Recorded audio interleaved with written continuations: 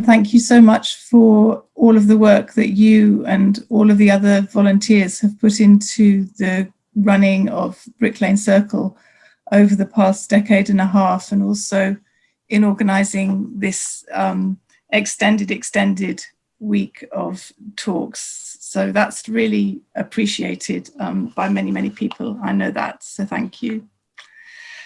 Hello everybody and welcome. I'm about to introduce our guest speaker today, Sudipto Mitra, who is going to be talking about the changing occupations and emerging markets, the becoming of the indentured labour recruiter in 19th century Bengal. Sudipto is at the final stages of writing up his PhD at the moment in history at Royal Holloway, University of London. He's also was awarded the PJ Marshall Fellowship at the Institute of Historical Research at the School of Advanced Studies at the University of London.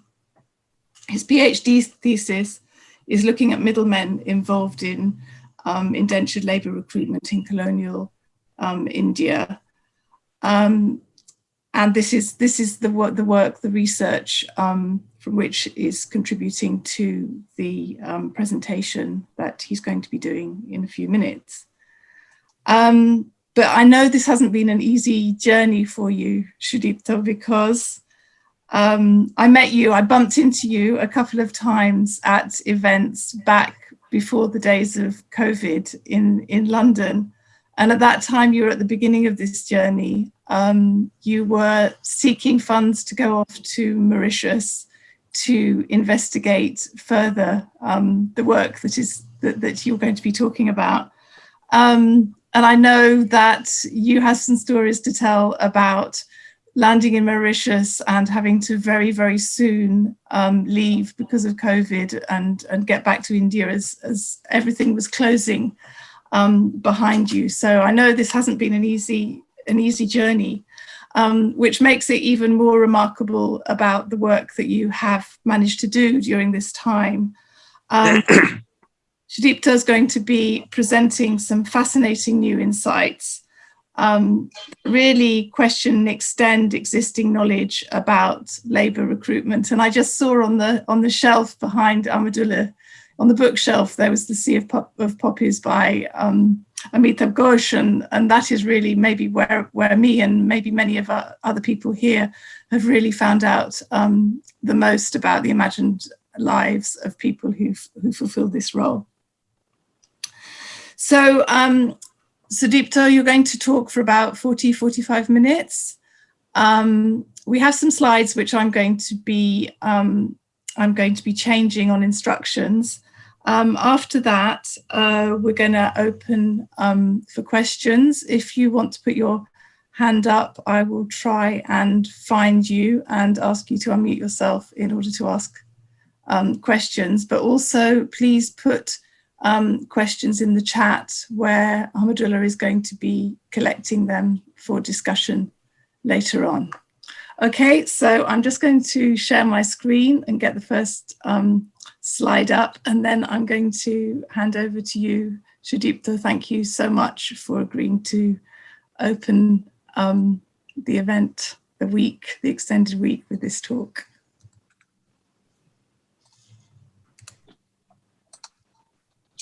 So I'm just going to hope that we're going to have the right slide up. Can you see this? Could you just go to the first slide? I think we're at the last slide now. Oh, sorry. Yes. Let me just do that. And I'm also going to get onto the slideshow as soon as it vanishes from here. That should be right. Sorry, I just need to get rid of this. Or does that make it into slideshow? Okay, yeah. Okay.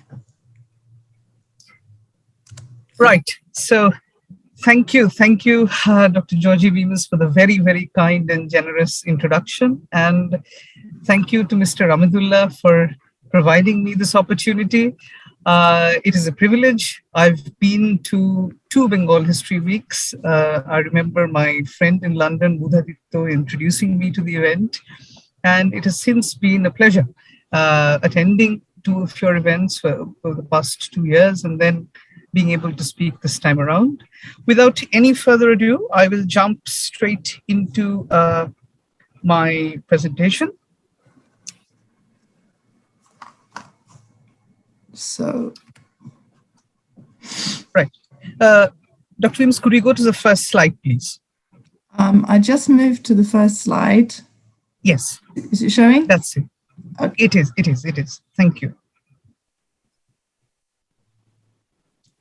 Right. So I'll just provide a brief introduction to indenture in a few words before I go on to the main part of this paper.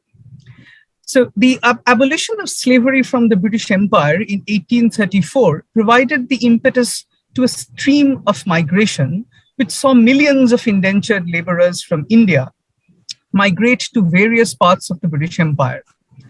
In the early phases of this migration, their destination was mainly the sugar plantations of Mauritius, Guyana, and the Caribbean islands, but later expanded to include Natal in South Africa, Fiji, Suriname, and various other places. Despite a short suspension from December 1837 to December 1842, the system proved to be undoubtedly profitable for the colonial planters. It formed an essential part of the imperial economy in the 19th century.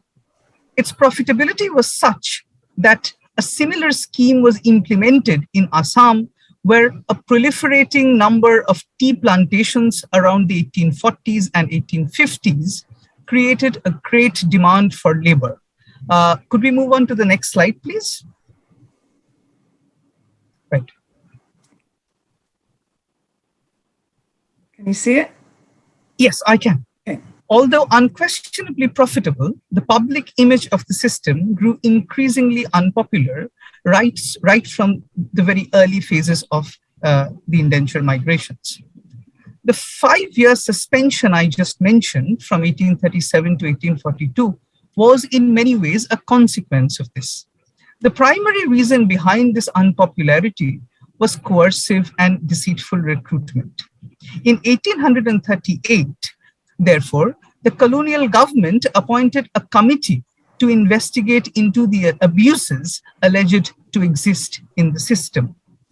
This committee placed the lion's share of the blame on the quote-unquote native recruiters called dafadars and arkatis. In their report the following year, the committee conceived it to be, and I quote, distinctly proved beyond dispute that the coolies exported to Mauritius and elsewhere were generally speaking induced by misrepresentation and deceit practiced upon them by native crimps styled dafadars and arkatis employed by European and Anglo-Indian shippers. Could we please move on to the third slide, please? Right.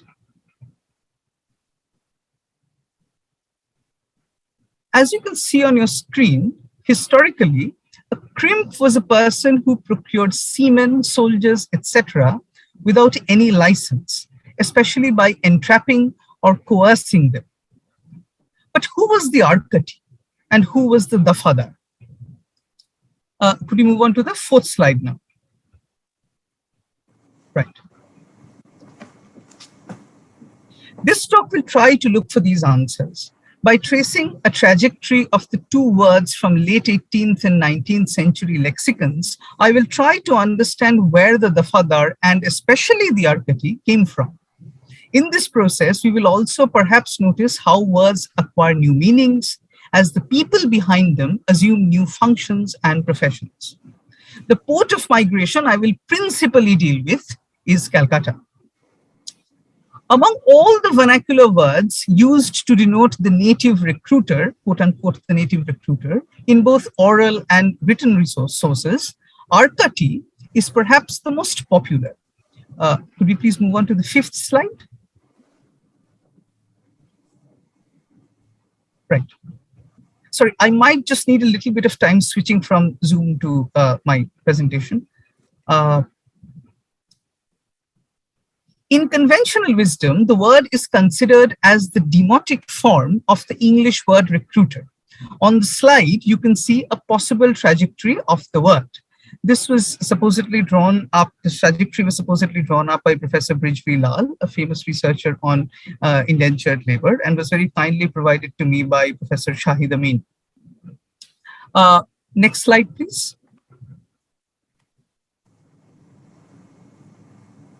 In many ways, it is comparable, in other words, arkati is comparable to the word girmitia, which is still used today in Fiji and North India to refer to indentured laborers. Girmitia is believed to have emerged from the English word agreement, as shown in the slide.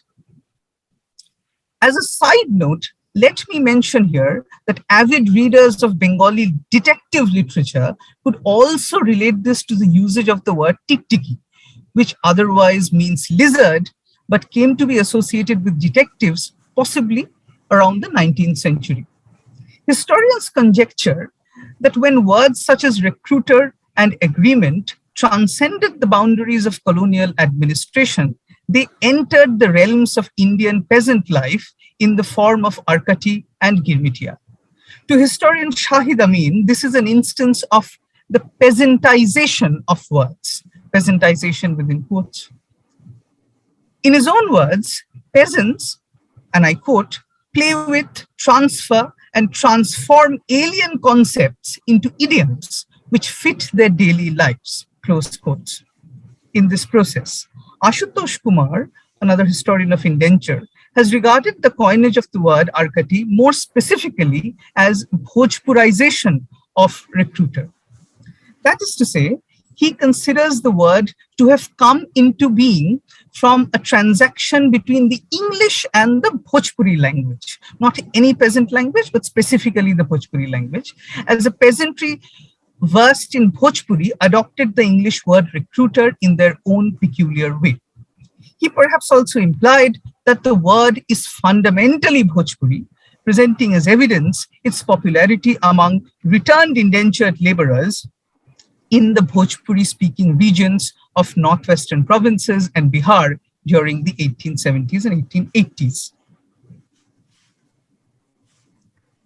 Contrary to this notion, however, the prevalence of the word arkati evidently predates the proliferation of indenture recruitment in the Bhojpuri-speaking areas. Indeed, it took the districts of Allahabad, Ghazipur, Shahabad, Goya, Saran, and even Patna till 1843 to attract indentured recruiters on any considerable scale, as historian Ponchanan Shaha has pointed out in his work.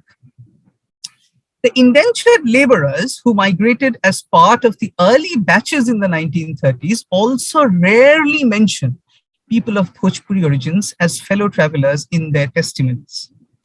The word arkati, on the contrary, was already heard across the Bengal Presidency by the 1830s, as the official report of the committee I mentioned previously clearly shows. The Bengal Presidency, especially the tribal areas of Chota Nagpur back then was very much a part of Bengal, even though parts of it today are in Jharkhand, and the districts of Birbhum, Bankura, Purulia, and Bardhaman was indeed the largest supplier of laborers to the overseas plantation colonies of Mauritius and the Caribbean in the 1830s. Recruiters were only forced to move westward after that. In the 1840s, when a growing demand for labor in Assam competed with the requirements of the overseas colonies. So there was heavy market competition coming up. The hill coolies of Chota Nagpur, the quote-unquote hill coolies, that was what they were called in 19th century records, mainly people hailing from the Dhangar caste or community, who had comprised a significant, the hill coolies who had comprised a significant section of the traffic to Mauritius and the Caribbean throughout the 1830s, were now in exceptionally high demand in Assam in the 1840s. Vast tracts of forest land had to be cleared in Assam to make way for tea plantations. And there was a popular assumption at the time that hill coolies were the most adept at clearing jungles. Besides Kumar, only historian Shomita Sen has taken an interest in the etymology of the word arkati, striving to uncover its different connotations from across periods. Apart from arkati, indenture recruiters had also various other names in various other languages in different parts of the Indian subcontinent. In Western India, for example, they were called mukaddams. In Southern India, they were called maistris or kangadis. In Bengal Presidency, especially, the other common word for the recruiter was dafadar. Could we move on to the next slide, please?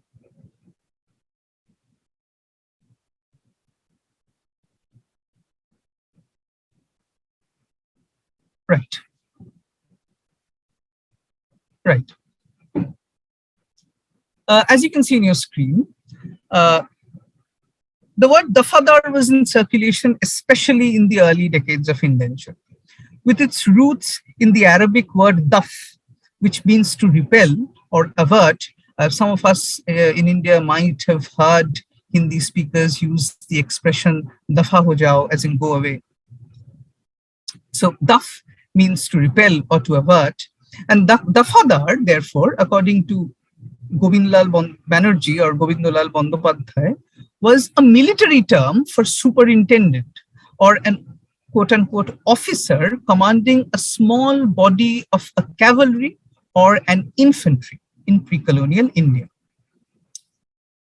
The word dafadar evidently predated the popularization of indentured labor quite convincingly. The word dafadar also featured in the anonymously published Indian vocabulary of 1788, one of the earliest printed collections of Indian words, quote-unquote Indian words. It situated the dafadar right under the mirda in rural administration, as second in command to the headmen of peons or messengers. By the way, if anyone finds it difficult to understand any of these words, you're free to ask me in the question and answer session. I would try to explain them as elaborately as possible. The Indian vocabulary situated the dafadar right under the mirda in rural administration, second in command to the headmen of peons or messengers. It also identified him in terms of his Arabic roots as a subordinate officer of the sepoys. Interestingly, the Indian vocabulary does not mention arkati. The Indian vocabulary is, however, by no means an exhaustive corpus of words in any given language or in any given Indian language. That, instead, is perhaps something a few dictionaries aspired to do back in the day. In the succinct words of Benedict Anderson, dictionaries were, and I quote, vast compendia of a language's print treasury back in the 19th century. Even though incapable of satiating one's desire to conquer a word in its entirety, dictionaries provided readers with the quote-unquote literal meanings of words and a necessary frame of vision to understand what the word could be applied to. Could you move on to the next slide, please? Right.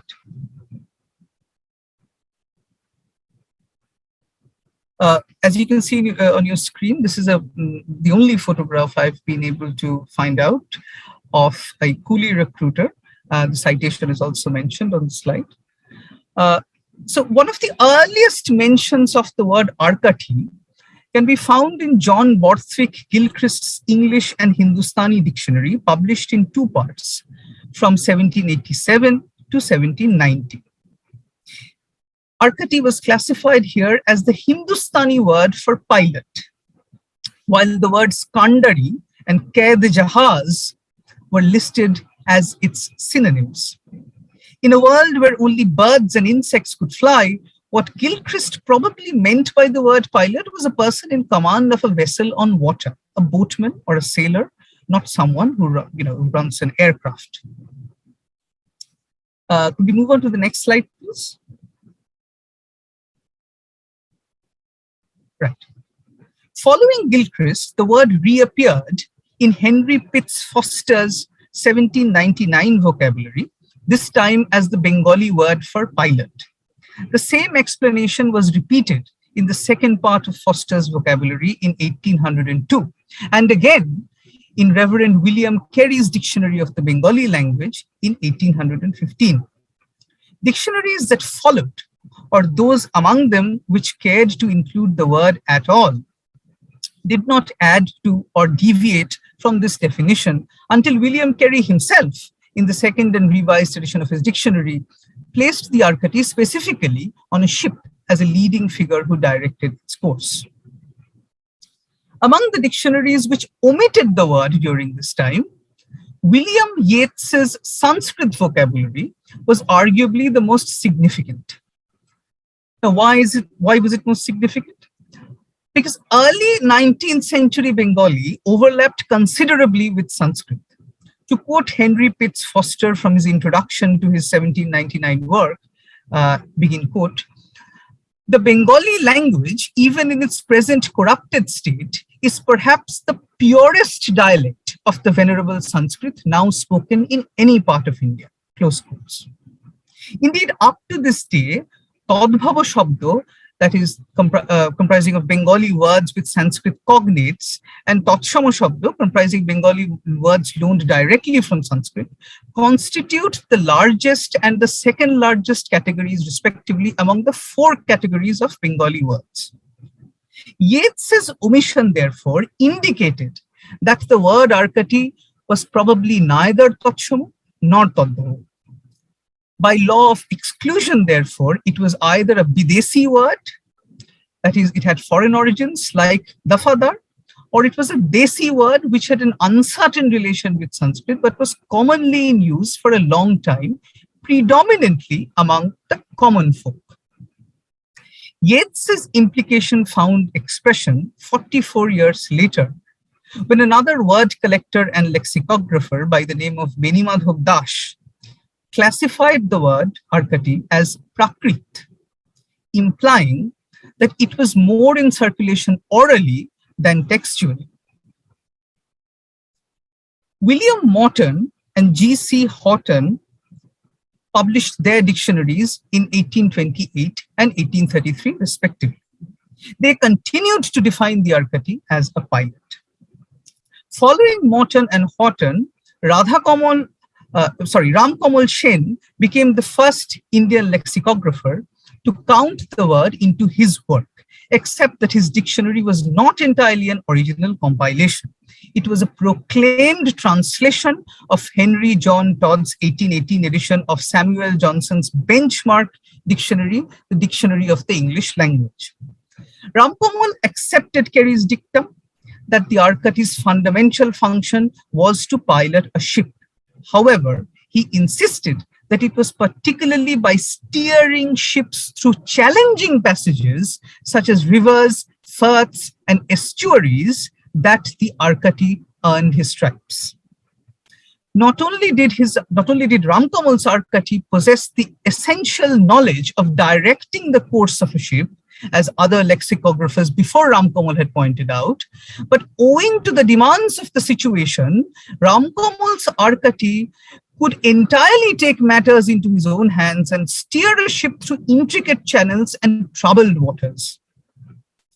Johnson's dictionary had also attributed a similar sort of set of responsibilities to a pilot, but where their pilot fell short was precisely this expertise of navigating narrow and shallow and difficult passages. The Indian arkati learned and practiced his trade in a land of more than 400 rivers.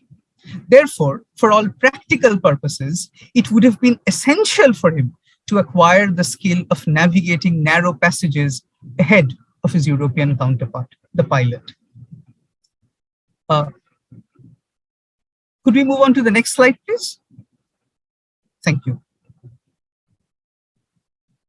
More than 100 years after Ram Kamal's dictionary was published, the eminent Bengali author Sharabindu Bandyopadhyay presented an evocative vignette of this distinctive ability of the arkati in his classical historical novel Tungabhadra Tire. Sharadindu took the arkati 400 years further back in time, to medieval South India of the 1430s. It was the setting for his historical novel. The story goes thus. It begins at the meeting points of the river Krishna and Tungabhadra.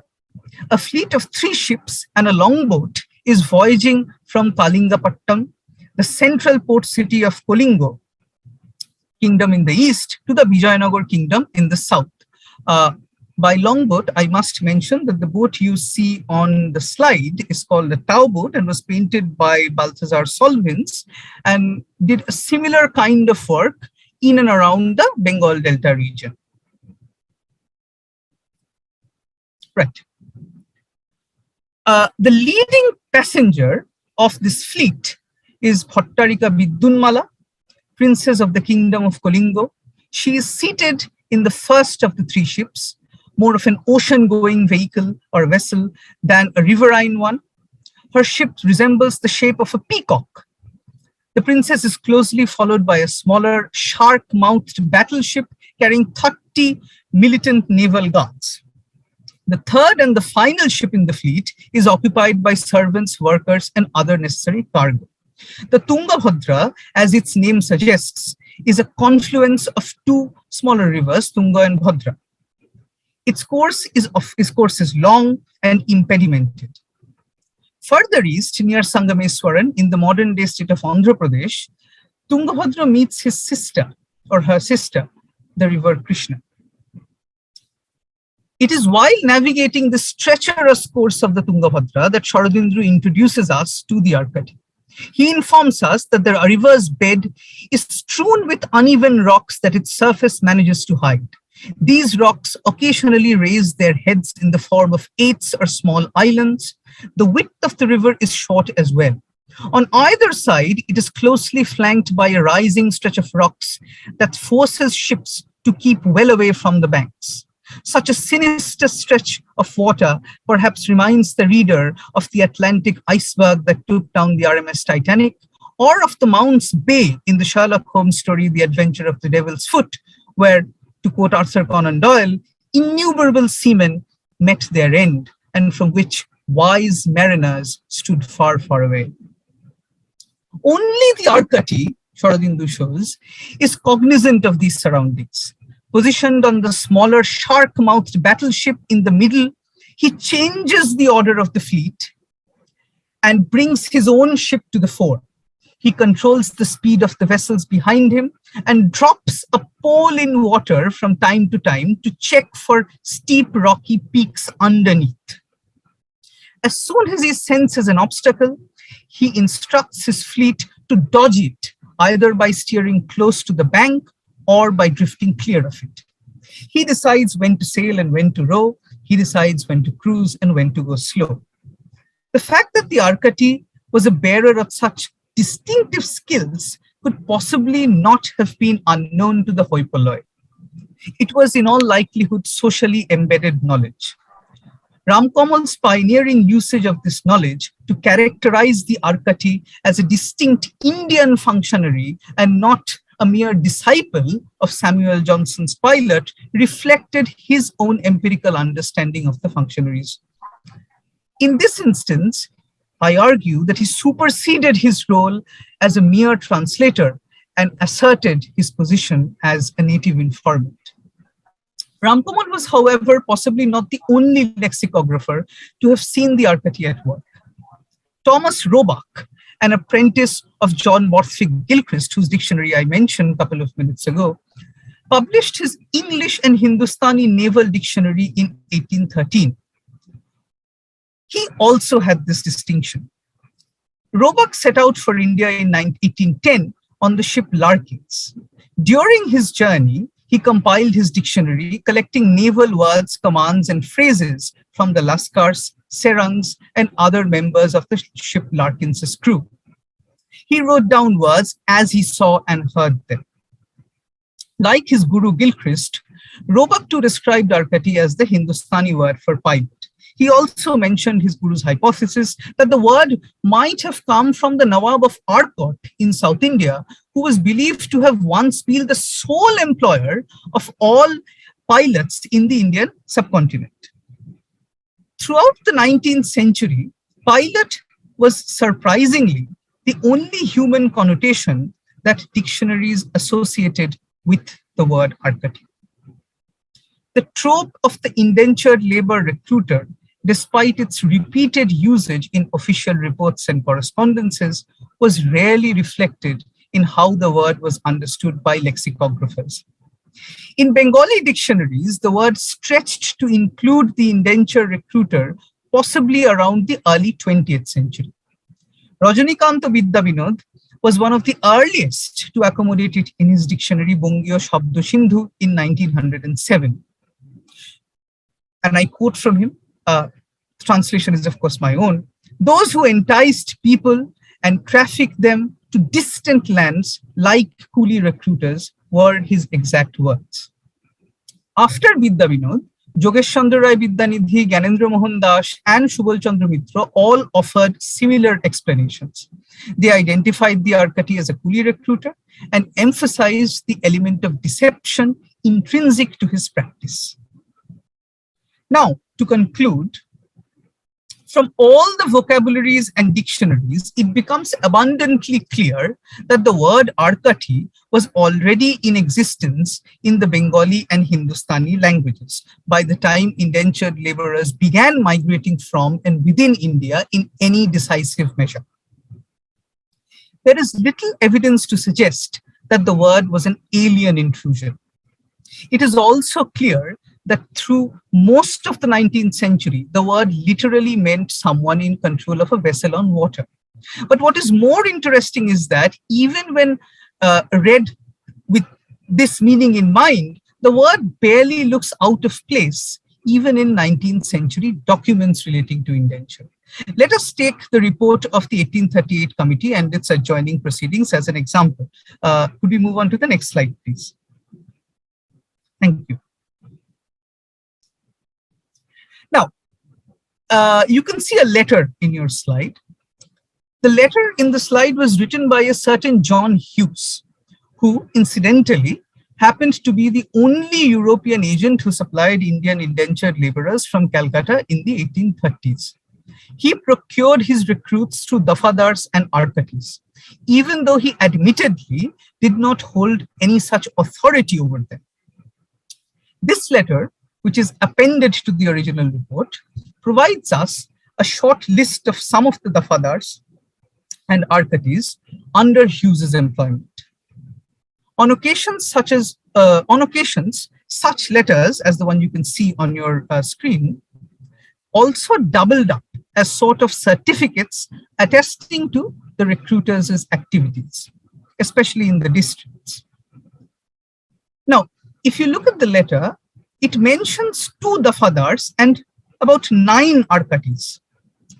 Documents, I believe, should be read for as much for their silences, as much for their, documents reveal as much as they hide. Therefore, they should be read as much for their silences as for their contents. Hughes's letter, while mentioning the 2 dafadars' whereabouts, remains significantly silent on the whereabouts of the arkatis. What could then possibly have been the reason for this silence? The arkati was already a notorious figure by now. He was also reputedly elusive in his misdemeanors. Such silences could therefore only encourage the arkati to indulge in misdeeds further. Let us look at the signatories of the letter now. Hughes, admittedly, who is one of the signatories, could have had an interest in deliberately concealing information about his associates. But why would Captain Birch do that, the superintendent of police? For him, it could only have been prudent to include all the details about a character so elusive as the arkati, so that the judges, magistrates, and collectors of the districts the arkati was headed for could keep a close eye on what he was doing. And where did the arkatis hail from? The Dafadars, as the letter says, were from Calcutta. Now, as a person from Calcutta, the Dafadars, surely they would want a person from the districts as their perfect aides, since they were themselves not from the districts. It would give them a go-between in their recruitment area, where they were otherwise outsiders.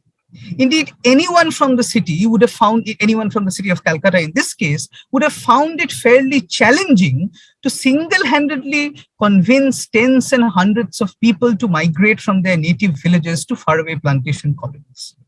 The arkatis, on the other hand, could not just have stationed themselves permanently in one particular village or district, because he would soon run out of possible recruits.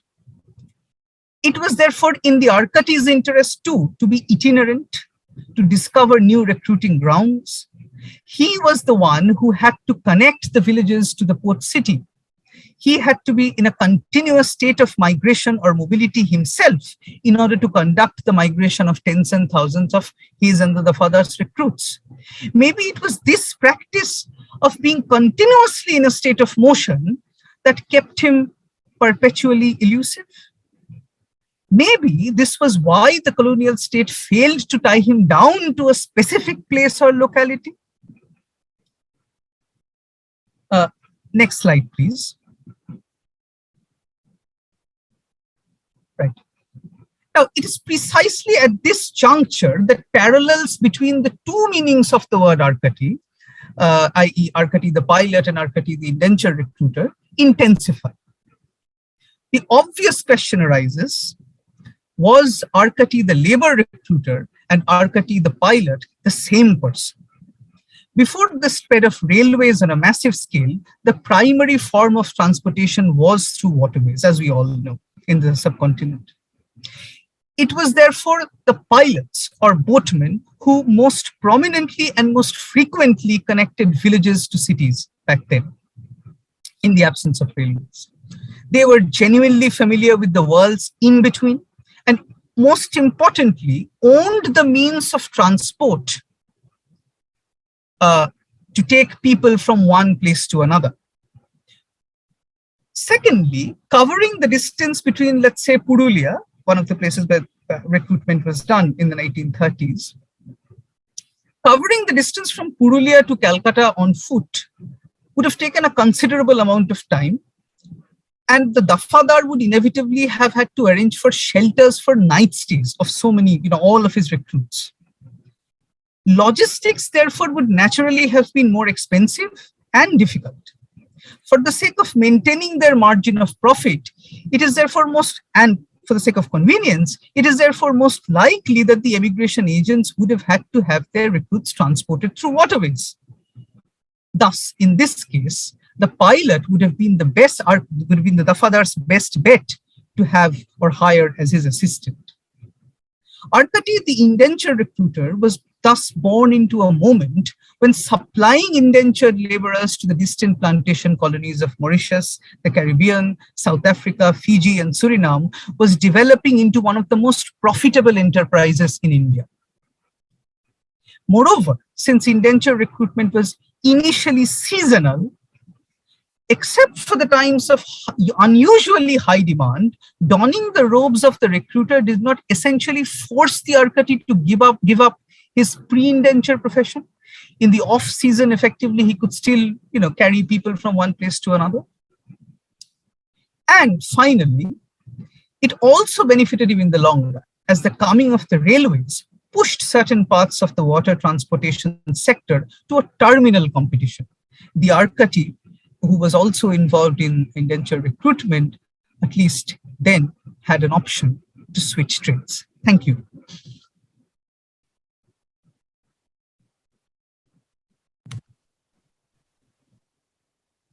Thank you so much. Let me just stop sharing. Thank you very much, Sudipto, for a really fascinating and intriguing presentation. Lots and lots of thoughts going through my head as you kind of thread together all of these different elements of global histories focused in the area of Bengal.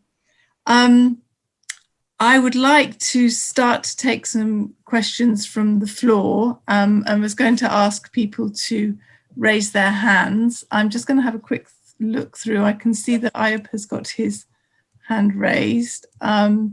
So let's start. Ayub, would you like to ask your question? Yeah, thank you, Georgie. I want to ask Sudipto a question, not about the arkati or the dafada, but the indentured laborers. Okay, so you mentioned Bengali coolies were recruited from Assam to Caribbean, Mauritius in the 1830s after the abolition of slavery. If I may just correct you. I said that people from Bengal were recruited to Assam, not people from Assam were recruited to overseas plantation colonies. Sorry. Sorry, did I get that wrong? Wasn't it both ways? No, not at all. So recruitment was carried out predominantly in the Bengal Presidency and the eastern part of the northwestern provinces, then later United Provinces, now Uttar Pradesh, obviously.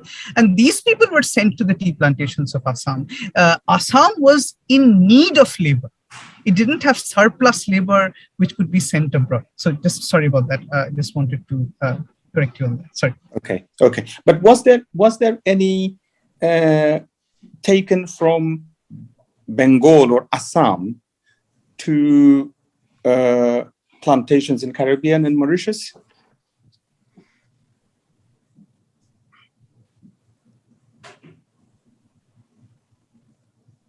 Can't hear you. Thank you for the. Sorry. Am I audible now? Yes. Thank you. No, that is an interesting question. Let me put it this way. In one of Clem Seacharan's books, I found the name of a West Indian cricketer, which resembled, names, resembled a common Assamese name. I tried pursuing his case, as a fleeting interest, but I couldn't make much of it, unfortunately. So there might have been people, it's literally impossible to draw boundaries. And it's literally impossible to draw boundaries in the sense that you cannot claim that this was, beyond this part of the subcontinent, not a single person migrated to the Caribbean or Mauritius. It's literally impossible to do that. But Assam generally was itself in need of labor in the 19th century. And even after Mauritius was one of the earliest colonies to literally lower its rates of hiring labor or transporting labor from India, because Mauritius was the first island which began to approximately the first island, which it's difficult making these first and second claims. So I won't make those claims, but one of the earliest colonies to import laborers from India. Resultantly, they were also one of the first colonies where immigration slowed down or stopped basically after a point of time, because the labor population in Mauritius had become self-serving. They were self-sustainable. But even after indentured labor to the overseas colonies stopped, migration to Assam continued. And migration to Assam could also have been, in more cases, circular than migration to the overseas plantation colonies, because people could have come back from Assam. Then someone might have migrated to plantation colonies. I mean, it's difficult to find out cases and individuals in this to point out whether how many people migrated from Assam or whether any did at all. I would not rule out the possibility, to be honest, because this was a doubt which crept into my mind, as I told you, when I saw the names of one of the cricketers Clem Seacharan mentioned in his book. But I haven't seen any consistent stream of migration from the province of Assam to any of the overseas plantation colonies. I may be wrong on this. Georgie, can I ask a supplementary question? Yeah, go ahead. Yeah, I wanted to ask about those who came to Assam and started working in the tea plantations, and we have the same arrangement still continuing.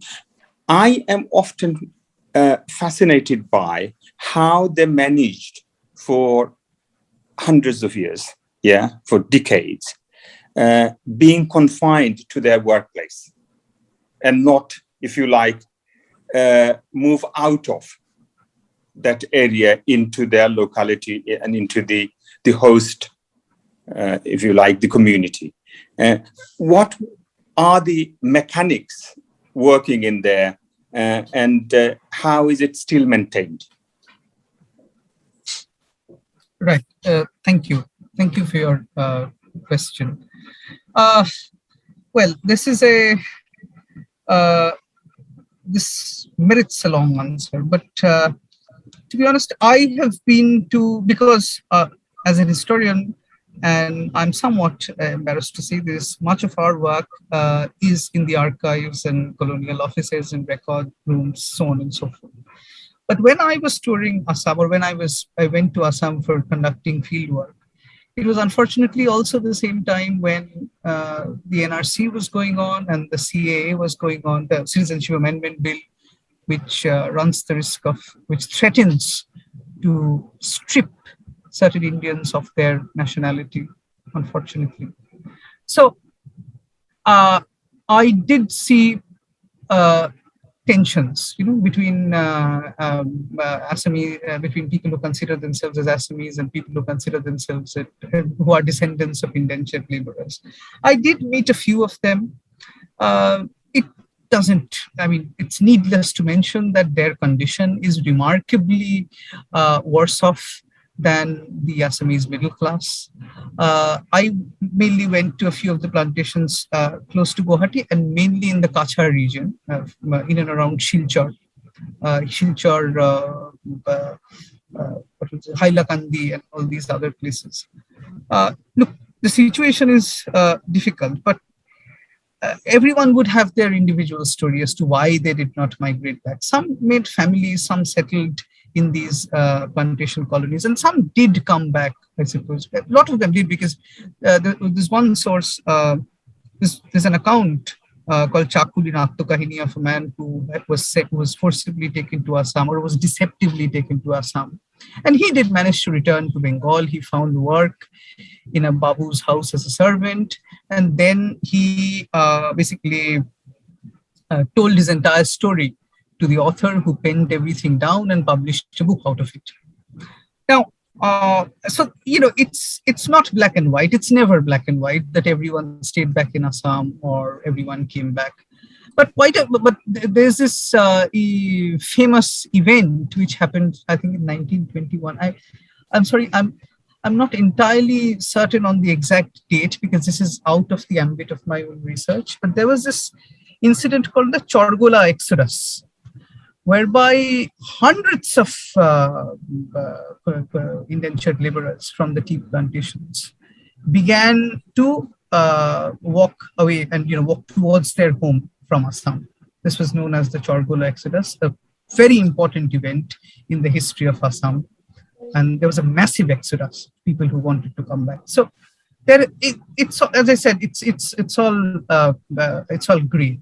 And there are, of course, people who still speak Bangla, who still in the plantations, who still speak Bhojpuri, and various other things. So it's a sort of a cosmopolitan world. And the tea plantations developed their own language, kind of hybrid language called Bagania in some parts of Assam. They have composed songs in these languages, but that is a completely different discussion altogether. But yes, their condition in the modern day is not something to be proud of for us Indians, and there are repeated cases of all sorts of atrocities which still continue in these places. Thank you. Thank you. I've got a list of questions of people who've got their hands Sure. with a question. I think Naomi, you wanted a question read out. Thank you so much. Did you, by any chance, come across Dwarkanath Tagore, grandfather of Rabindranath Tagore, in this connection?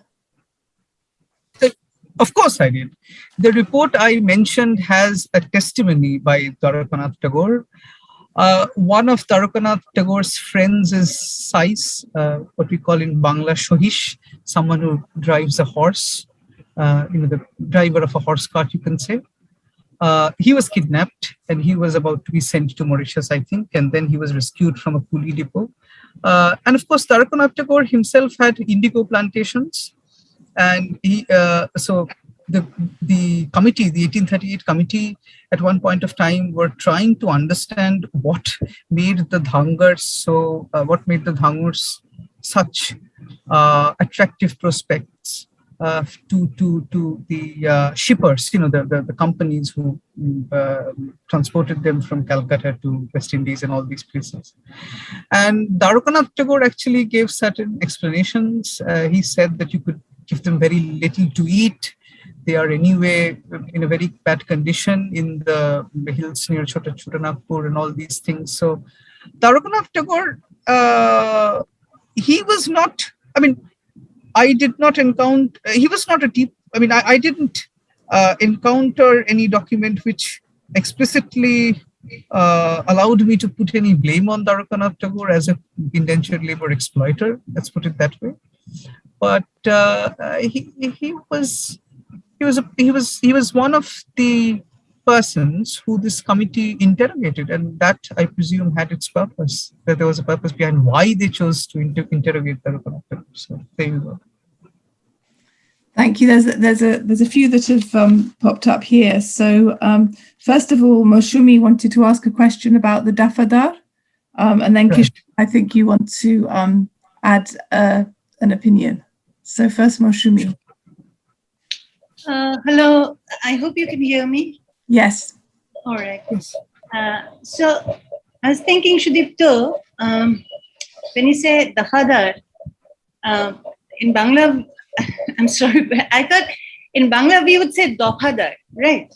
Ekdom. Yes, of course. Yes, certainly. We would say Dofadar in Bangla. And the reason I'm saying this is, you see, the word actually, we find them in the word in Hawaiiya Gan as well, so in songs we find. So the word clearly changes meaning. Is Dofadar is somebody to desire, to wait for, the woman is longing for the Dofadar. That kind of song is also there. So in fact, I was just beginning to think about this song. I think there's a recording by Pratima Borua, possibly Areo Bangir Moisher Dofadar. So perhaps Dofadar by then also has changed its meaning. It becomes something else, but the word has been adopted into the language is one thing that I was thinking, because since you're working with words, I thought the way we say the words, the word, if it comes from Arabic, even if it's the source is, Arabic, and Dafa becomes Dopha when it comes into another language. So I was thinking about that. Thank you. Thank you so much. This was something I was completely unaware of. Thank you so much. I've seen a few of the songs, of course. I'm literally illiterate in that part, but most of the, interestingly, the word Dafadar also disappears around the mid-19th century. Colonial documents no longer frequently officials don't frequently use the word Dafadar. It's more between the arkati and the shoddar. So arkati and shoddar are the two words which hog the maximum amount of limelight in the latter stages of the 19th century. But yes, actually, I have to go back to my sources. I did find out a few of the other meanings of Dafadar as well. And I was looking at, Horicharan, Ganendra Mohan, and all the usual suspects. But this is something completely new. Thank you for this. And I think the other thing is, I think that songs, because you're working with words, songs are definitely a terrain where, especially when I think the previous question, which was asked about how do they cope? The question is, how do they cope when they make adjustments all the time?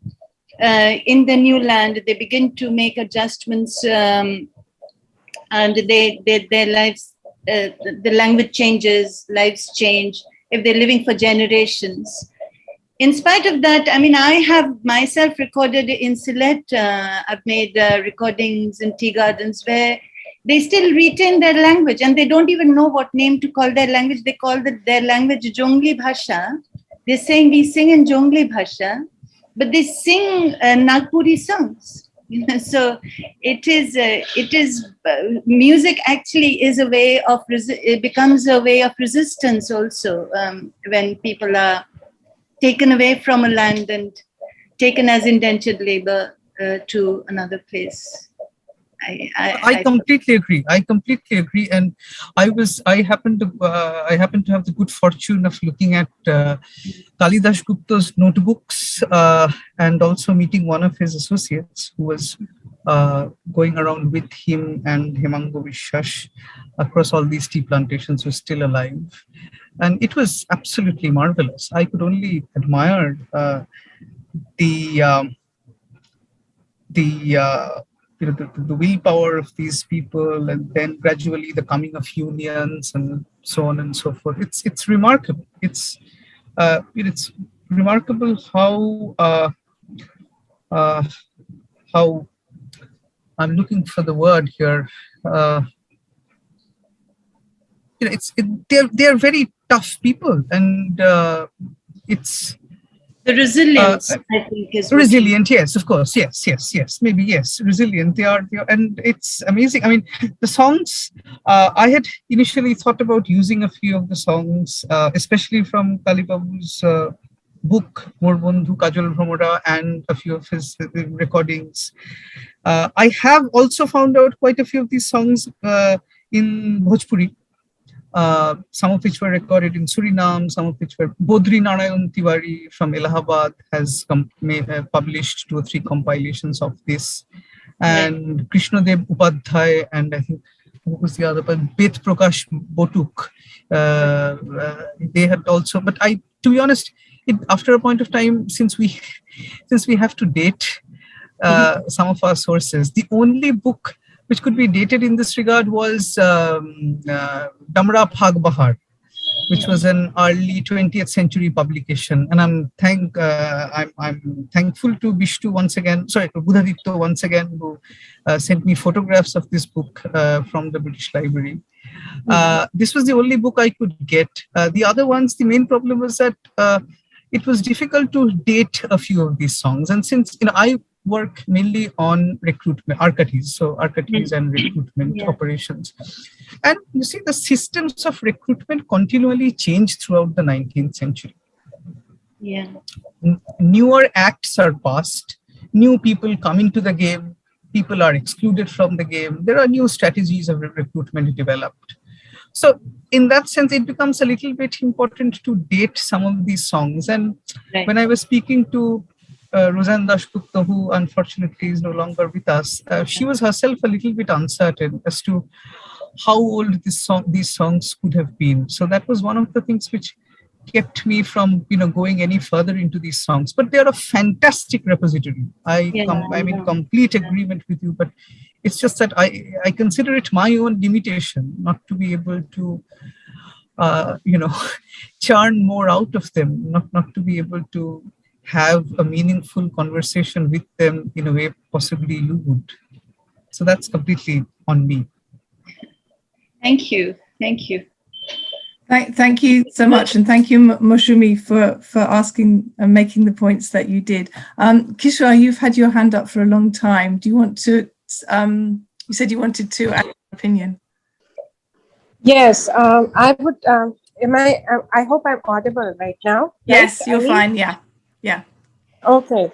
So I would like to maybe point out the thing that indentured labor was not taken from the tree plantations in Assam, because you see, when the British decided to introduce indentured labor and slave labor, etc., all over the colonies, they also kept in mind the employability factor, and they also kept in mind the conditions where these workers could go. So, like, for example, somebody just pointed out that were they sent to Caribbeans or not, the Asian Assamese tea planters and all that.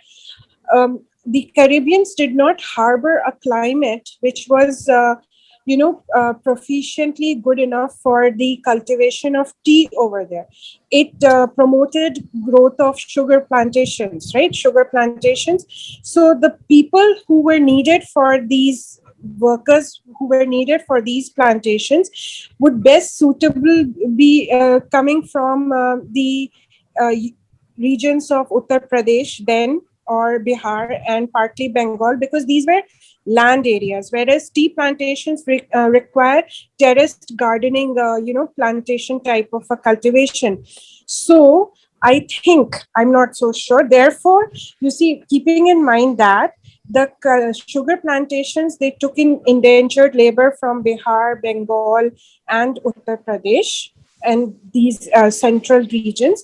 But Assam, you see, and Britain wanted to monopolize its control over tea, especially because tea had become a very popular drink in Britain of late, immediately as it was introduced then. So I think that they wanted the climate of Assam and Bhutan and Darjeeling and certain other places in the Terai region of Bengal, Jalpaiguri and all that. It suited the areas, it suited the tea plant cultivation and plantation. And therefore, I think that workers from Assam were just kept as labor inside these areas, not taken away to futile professions of sugar plantation and everything else, because they wouldn't be able to do that over there. The other thing I think is that, you see, it was not considered very good to travel to faraway lands. And therefore, when you went for, let's say, sugar plantation, then individual people could go there. But here in the tea plantation, family labor, families were involved in the labor. And therefore, in order to keep monopoly over this, the British, they just let the tea plantation workers work in Assam and all these areas of the northern parts of Darjeeling and all these areas where tea plantations are there. So that is why I think, I'm not so sure, I think that they did not promote the labor movement from Assam to like the Caribbeans. I'm not so sure, but I think it should be like that. Sudipto, I think you want to respond to Kishwa's points. That was more of a comment. So, I mean, I don't agree with you on all the fronts, but I don't disagree with you on all the fronts either. But that's how it is. Okay, thank you, Kishwa. Okay, so just coming back to the questions. First of all, Naomi again, she said, did many Bengalis end up in South Africa as indentured laborers? And if so, did they have a connection with Gandhiji, please? Look, I don't know. That's the simplest answer. There were people who were recruited from parts of Bengal. There were people recruited from all other places. As I said, this is beyond the scope of my own research, and it's really difficult to do. But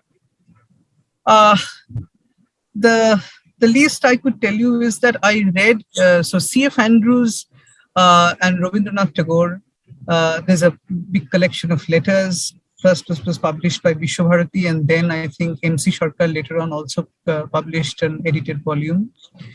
In those letters, there is one letter where C.F. Andrews tells Rabindranath Tagore that on reaching South Africa, he found a copy of Rabindranath Tagore's Gitanjali, and he is overjoyed to inform Rabindranath Tagore about this finding of his. Now, it's up for imagination whether a Bengali was reading this, whether a non-Bengali was reading this. I don't know. It's look, I literally let go of the laborers after they migrate away from Calcutta. It's close to a 90-year-old system. For Assam, it's even longer. So it's impossible to write a history of this entire system single-handedly, in the form of a PhD thesis, or all to capture so much in a single talk. So, to be honest, I haven't tried to, or I haven't been able to profile any of the migrants who went to South Africa or Mauritius or here and there. There might have been Bengalis, there might not have been Bengalis, but may I also ask you, how does it matter? I'll have to wait for her to write up a reply. but actually, Ashish put up a query which maybe other people would like a few indications from you from, which is kindly suggest some books on history of indentured labour, migration, servitude, coolitude, etc. So I don't know if it's whether you've got some in your head, or maybe towards the end we could add some onto the chat. I think if you could kindly drop your email, I could send you a more well curated list of books. That's it. Thank you. Okay, thank you. And there was Can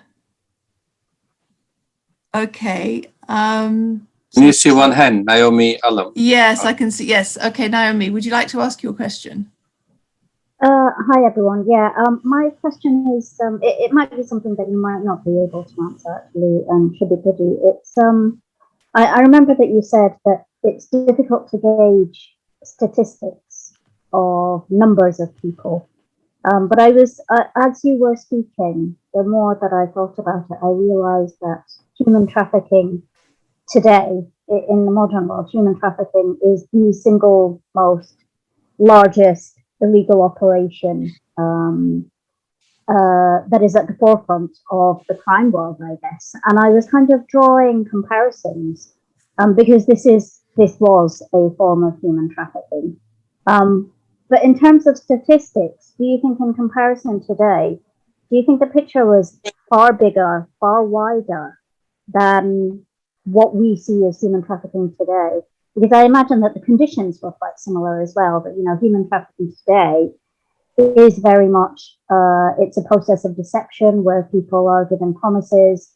So I was drawing those similarities, but statistically, do you think it was far wider, far bigger, far broader? Right. Thank you. Right. So first of all, I think over the years, we've been, let's say, our mechanisms of gathering statistics have improved. So in the 19th century, for example, as Shomita Sen writes in one of her articles on kidnapping, if you had one reported case, it could mean that there were actually 100 cases or 1,000 cases. So basically, one reported case could have been the tip of the iceberg. I don't know, I don't have a definite figure in mind or in my access in terms of how many people, let's say, were trafficked last year, for example.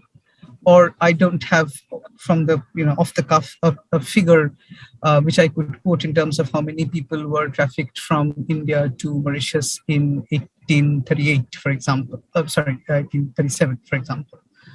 So, look, it's difficult to compare. It's because the mechanisms of gathering these statistics are so drastically different. I think it's really difficult to compare. I mean, we might jump to wrong conclusions actually that way, because especially with 19th century statistics, of course, we know how governments and several other agencies circumvent the statistic collecting mechanisms even today. That is given. Nothing is 100% proof.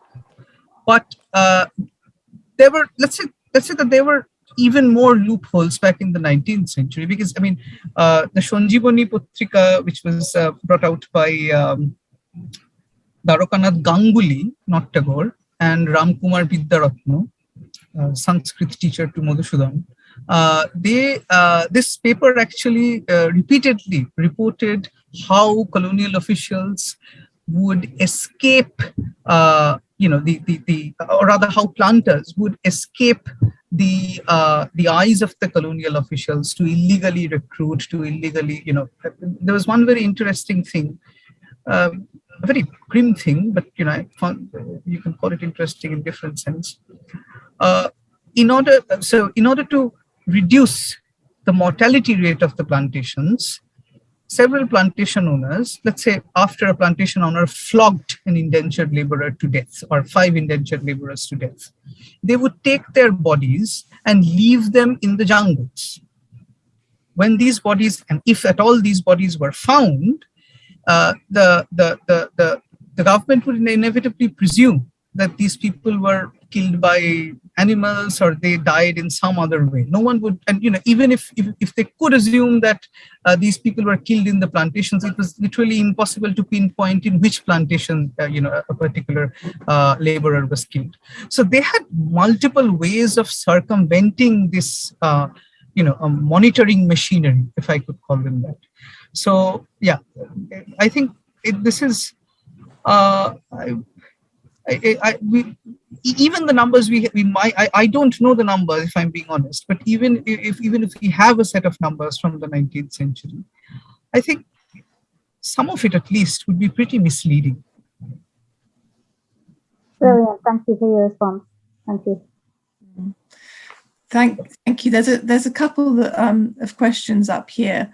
One is directly from Fazlul Islam, is directly relating to your PhD, and asking for your full title, details, aims and objectives, and problems that you came across in your studies and how you overcome them. So maybe keep that in your head, because there's another one which maybe you bring in there, which is from somebody called ABCD1234. We hear a lot about the descendants of the indentured labourers who went to the plantations islands. Since you've been working on the recruiters, have you been able to come across any descendants of the people who worked as arkatis? This is a very interesting question. Unfortunately, no, and I've tried my level best with this. I did manage to find out certain names. There was someone by the name of Bishambor Mukhopadhyay who was recruiting coolies regularly to Mauritius in the 1850s, but I haven't been able to come across any of the descendants, so to say, of the arkatis. I mean, they were anyway so elusive that to find them more than 100 years after what they were doing, find their descendants is a pretty challenging job. You rarely find names of these people, if I'm being very honest with you. I have found only a handful. There were a few convictions which happened, and there were case files at the National Archives of India. I remember one recruiter from the top of my head called Baldeo, who was recruiting in the Benares region, catching pilgrims especially. And then there was another person called Joynaran. Both of these people, I think Joynaran was sentenced to 7 years in prison. And that was why his file was there at the National Archives. So unless many of these arkatis got caught, it was very difficult to trace them, to be honest. You had licenses issued under the names of a fixed set of individuals who were, who belonged to the landed gentry or the middle class, who had places to shelter the indentured laborers once they came from their native, places of origin to Calcutta. But it's really difficult to track the people underneath them. It's literally impossible. But that is a very interesting question.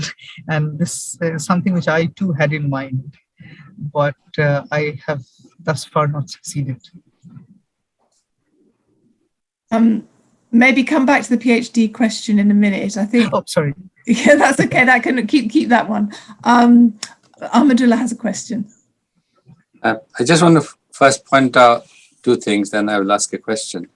I think what Ayub was trying to ask, if I understood Ayub correctly, is, the indentured laborers that were taken to Sylhet and Assam tea gardens to work, they haven't been able to, or were not allowed, or somehow conditioned not to develop local relationships, right? Mm-hmm. So there's not much integration, hardly any integration, right? So how could this community stay within so confined areas, for so long? Yeah. That's one. The other thing, in relation to Kishwar, I think, I have a lot of connections with people from Fiji, Indians from Fiji, Trinidad, Mauritius. So there were families also went there, maybe not initial families, or women might have joined them. Even in Assam case, we had a seminar given by Roy Moxham a while ago, and he explained how women were brought in to entrap the men to stay longer, right? And there were all kinds of deceptive mechanisms used. But my question is, maybe you can also address, what Ayub was trying to understand. But my question is, you have the indentured laborers that were taken from various parts of India to, British overseas colonies, and then some taken from Bihar or whatever area, Orissa to Assam, Sylhet. When the Sylhetis started to join the British Merchant Navy, when did that recruitment start, right? In terms of the 1850s or 1830s, and what was the recruiting mechanism? Was it different from the indentured laborers, or there were some similarities? Or who were the people? Were the same people recruiting, Indians to join the British Merchant Navy, and indentured laborers, to go abroad? Right. So, look, it's, I can only fathom educated guesses here. The thing is that indenture, of course, look, the military labor market, let's put it this way, the military labor market was for a long time in operation, right? Dirk Kolff has written about this at great length, Naukar Rajput Sepoy, how martial identities were being created all throughout the medieval period, and how people were working as mercenaries. And we must... merchant navy, also merchant navy, not mercenaries. Working in merchant navy. No. So what I'm trying to do is just to trace this, just to emphasize on the fact that there is a long tradition of a mobile military labor market, right? So this does not start with indenture. This is something which predates indenture by hundreds of years, right? So Kolff has written about, he's written about caste groups and groups of kinships going to fight together for a particular ruler in Western India, for example, in medieval India. From Bihar, from Buxar, there were a group of army men who were hired, called Buxariyas, people from Bihar, Chotanagpur, who were called Purbayas. So this labor market was already there from time immemorial. I think new areas begin to be inducted into this labor market. New areas begin to become part of this entire military labor market, in whichever form. Naval military labor, the military laborers who were taken, who Radhika Singha has written about, who were taken to Africa during the First and the Second World War to construct railway lines, all sorts of people. And secondly, in terms of, not always, I think even the recruiters knew for which place they were recruiting. When a recruiter went out to a village to do certain amount of recruiting. And by the way, there are various levels in this hierarchy as we proceed in the 19th century. Now, what I presented here was mainly concentrated on the very early days of indenture, when you have the dafadar, who is an official, who has a chapras, who has a badge, an official badge, the chapras, and licensed recruiters still are, some time away, right? So these people are going to, as the document showed, are going into a particular district. So 2 people or 3 people are going into a particular district and procuring labor to Calcutta. The situation is not like this for the rest of the 19th century. A mechanism is built up through which recruitment is made, honestly. And you have people at various levels. As you move westward, so for example, it is, if you want to bring 10 people, for example, from Purulia to Calcutta, about 2 or 3 people can do it, to be honest. But if you want to bring 50 people from Allahabad to Calcutta, then you are talking about a longer distance. And with distance, the amount of work which needs to be put in, the entire migration which first needs to be conducted from Banaras or Allahabad to Calcutta, that requires more manpower, right? And you must have functionaries at various stages in this journey, right? Because if you're bringing these laborers on foot, by water, then there's, you will have to station them somewhere in between at some place and have them spend the night. Munshi Rahman Khan's autobiography, Jivan Prakash, which I've read in translation, talks about this, that, he was hired from, I think, Kanpur. And then Kanpur to Calcutta back in the 19th century was not, a few hours journey. Let's make our minds very clear on that. So if you have to bring 50 people from Kanpur to Calcutta, you needed a lot of people conducting the migration. So this changed over time. Military recruitment in the 19th century is something completely different. And I have read Gopal and Balachandran's book on Laskars, but I won't make any, definitive comment for this because, it's not something which I'm completely certain about. So I will refrain from making any definitive comment about this labor market. But I will just say that, Abdullah Sahab, this was already there in operation. So this was nothing new. While indenture recruitment was, a novel phenomenon in the 19th century. Of course, you can situate it in a long genealogy of labor migration. Everyone can do that. But indenture migration it had an element of novelty to it. And the main thing the main element of distinction indentured labor claimed to have over its predecessors, over its preceding labor regimes was the contract, right? The contract was the essential document, which was sort of publicized by the British colonial administration as the main departure from slavery. Slaves didn't have contracts, indentured laborers did. And that is where the colonial state tried to mark a distinct departure. So indentured labor is somewhat of a new phenomenon, of a novel phenomenon. You can situate it in larger genealogy, but it still has certain specificities and uniquenesses to it. Military labor market, I think, has a longer history. Okay. Would you like to say a little bit about your PhD at this point then?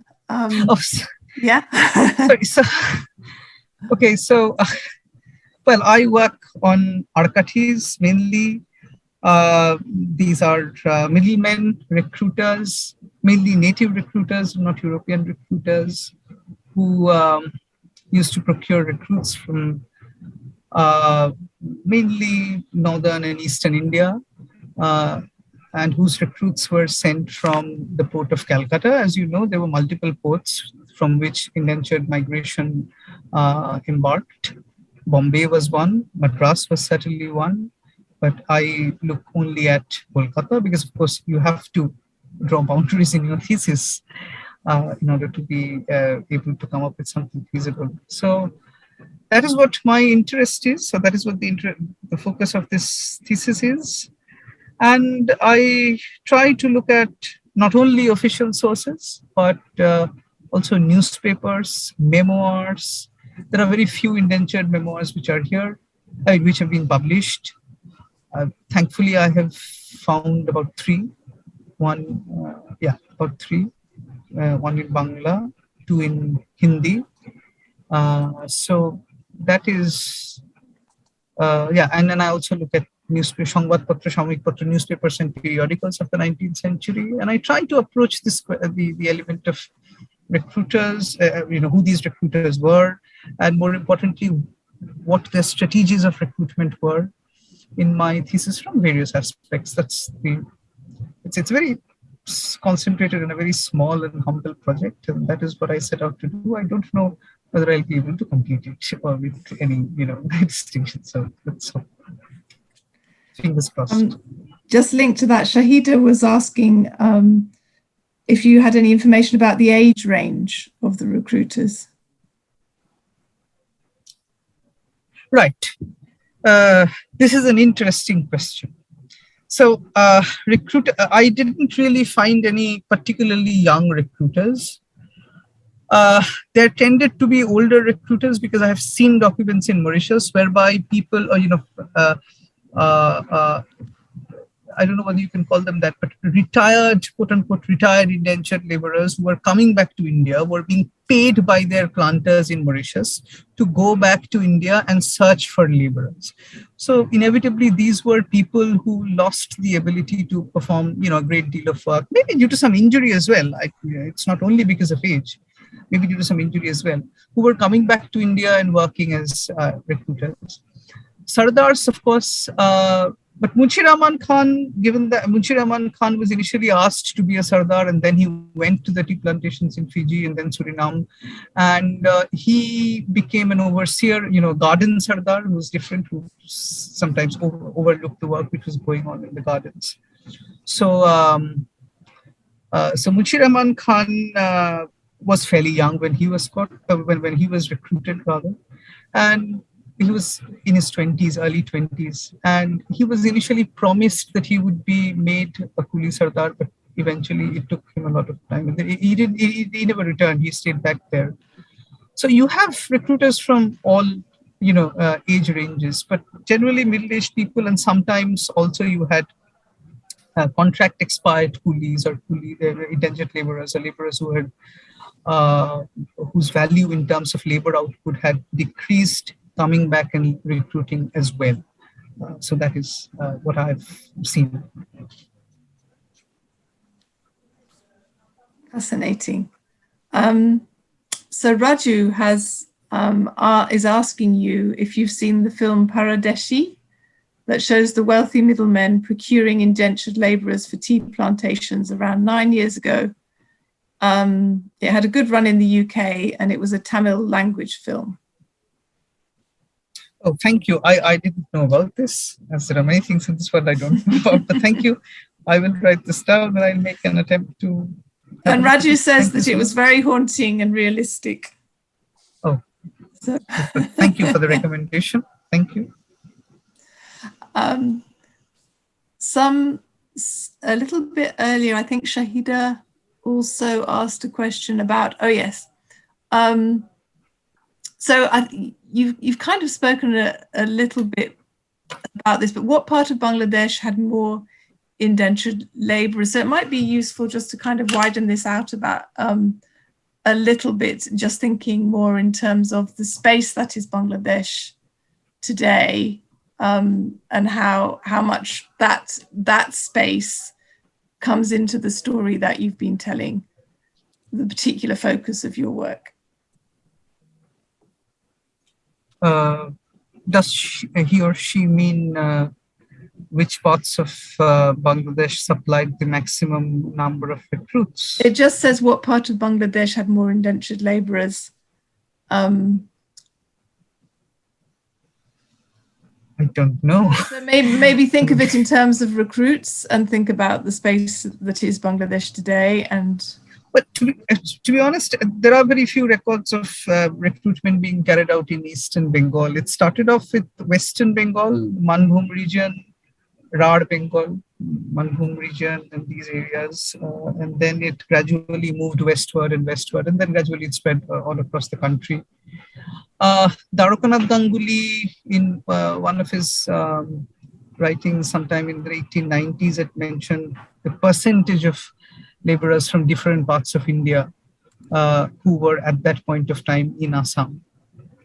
I need to search for the numbers, but there were people from various parts of India, which also answers one of the previous questions that only a certain set of people were taken to Assam. But anyway, so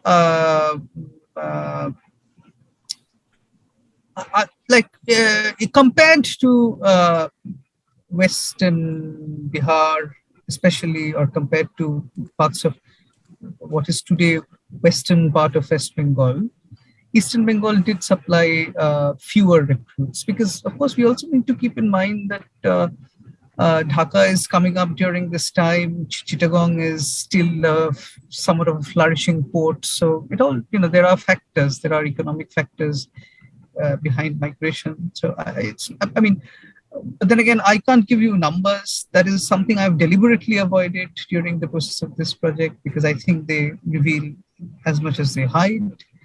And I was more interested in finding the stories of human encounters, rather than drawing maps or sketching parts of maps with black stripes and yellow stripes marking 50% people migrated from this part, 40% migrated from this part. That was not the focus of my project. It's not something I'm good at. It's not something I take great interest in. So that was something which I guess once again I would have to sidestep. Thank you. Has anybody else who's here? I can't see any hands raised. Are there any more people who would like to ask a question? Or to type in a question? A few people.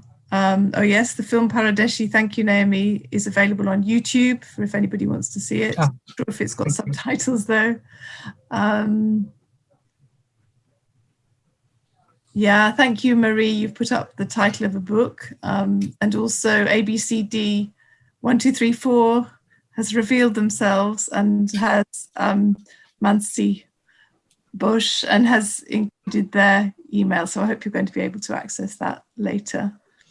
Could I get all the chats in one place? I mean, could this be? I will send you. I will send you. Thank you so much. Especially the person who was interested in a potential small bibliography of Indenture, especially the email. I'll get everything to you. Thank you so much. Thank you so much. Marie has just asked, politically, how did the different land management systems deal with the recruiters? Were there many complaints of jamindars about recruiters stealing their laborers? It increased competition. There's no two ways about it. But a few of the jamindars will also. I mean, there's a play called Chakor Darpan, which has the naib, the person who keeps accounts of Jomidar, who was himself involved in procuring laborers for the Assam tea plantations. So, of course, no one wants market competition. That is an economic reality. Some salaries might have had, they might have had to increase salaries or payments and reduce modes of taxation. But these things will always be there when you're trying to swoop into an existing labor market and take laborers from there. This will always be the case. As a matter of fact, when Mrinalini Sinha has worked on this, I haven't. So whatever I am saying is basically from her research. During the anti-indenture movement in the early 20th century, or rather when the Congress and other parts of India other than Bengal had taken up the cause of the indentured laborers, and Gandhi was involved, and so on and so forth. It turned out into a huge issue. There were the Marwaris of Calcutta, quite a few Marwari businessmen from Calcutta who actually got into this movement and became a part of this movement. Now, Mrinalini Sinha speculates, or her understanding is that quite a few of their economic and financial interests were hampered, and they wanted the laborers to stay here. They basically wanted to reduce market competition. And that was one of the reasons why quite a few of these people funded, certain parts of the anti-indenture movement. So that's always there. Thank you. Ahmadullah.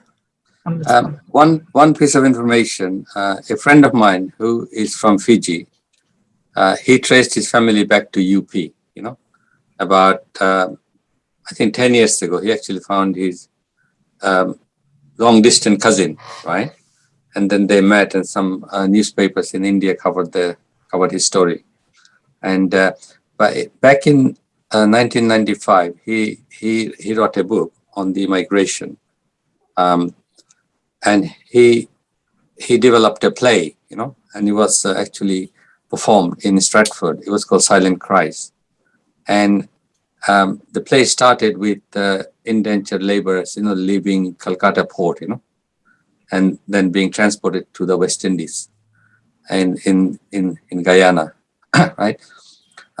So I have met what they call themselves Grimitias, because they're from North India, UP, and so they applying this to all Indian recruits, and there's a movement now developing, Grimitiya kind of movement. And a friend of mine is very active in that. So we are also actually trying to develop his play, his work, and then produce something, a bigger kind of performance, play on the, to bring out the stories of the experience of indentured laborers, to different parts of the world. Yeah, another friend of mine. That's amazing. He was going to. He's moved to Australia. He was going to join, and the timing is very bad for him, so he couldn't join. But he will be watching this video. I'm so sorry. His name is Satish Rai. My regards to Mr. Satish Rai. Thank you. We're getting lots of messages in here. People really having enjoyed your session. Thank you so much. And also Fazlul has now put up the subtitled YouTube link. So I think we all know thank you. This evening we can go and catch up on Paradishi. So I think how can one open this link? Oh, it's open. Yeah, it's open. Thank you so much. Thank you for this link. Just one moment. Yeah, you're going to go straight into watching. Sorry, I'm so sorry. Yeah, so apparently this is Telugu, apparently not Tamil. But thank you so much. Thank you so much, Mr. Fazlul Islam. Really appreciate it. Thank you. Before I hand over back to Ahmadullah, just to say a little bit more about the rest of the extended Bengal History Week. Is there anything else, Sudipto, that you would like to add to what you've already said, or any questions that weren't asked that you want to respond to? No, not really. It's just that I want to thank you. I want to thank all of you and all the listeners for taking time out to listen to this event. I'm extremely thankful to all of them, to a few of my friends who have been a constant source of inspiration and support and have helped me in multiple ways. I can see a few of them here. I won't take names, but they know who they are. Thank you so much, everyone. And look forward to the upcoming sessions of the Bengal History Week. Thank you, Mr. Ahmadullah. Thank you, Dr. Williams, once again.